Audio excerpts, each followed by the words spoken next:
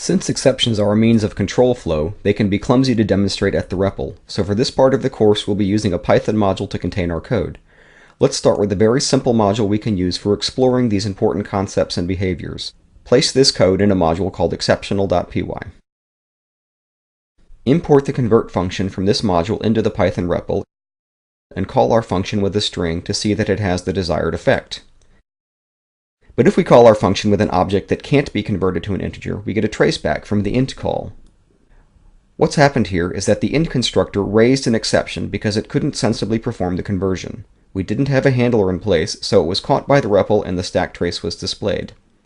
The value error referred to in the stack trace is the type of the exception object, and the error message, invalid literal for int with base 10, hedgehog, is part of the payload of the exception object that has been retrieved and printed by the REPL.